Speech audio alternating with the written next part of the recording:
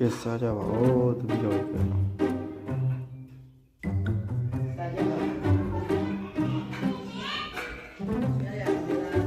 ကဲသမီးတော်တွေကသမီးကျော်စားကျင်တော့သမီးကျော်စားကျင်တယ်သမီးတော်ကြီးတော့ပစ္စည်းဘူးလားဆိုကြုတ်ထင်မယ်ကြုတ်ထင်မယ်ထည့်မှုရခင်ဗျာမှုပါဒီတော့ဒီကောင်းအချင်းရပြီးတော့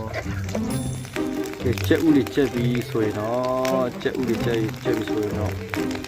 လူချင်းနဲ့ထည့်ပါမယ်လီထားတဲ့လူချင်းစိုက်ကိုလီရတာထည့်ပြီးဆိုရင်တော့မှုပါမယ်ခင်ဗျာ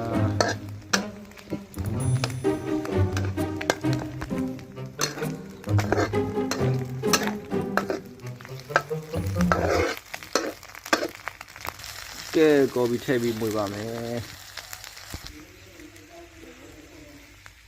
QC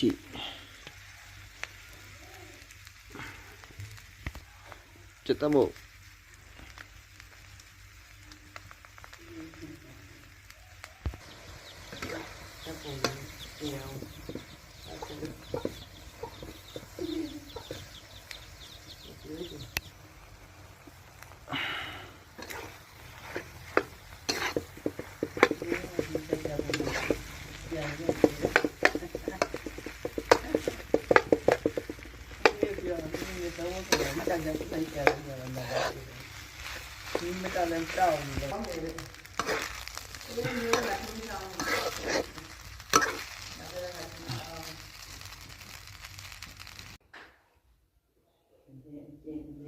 ကဲစားကြပါဦးသမီးတော်ကြီးပဲ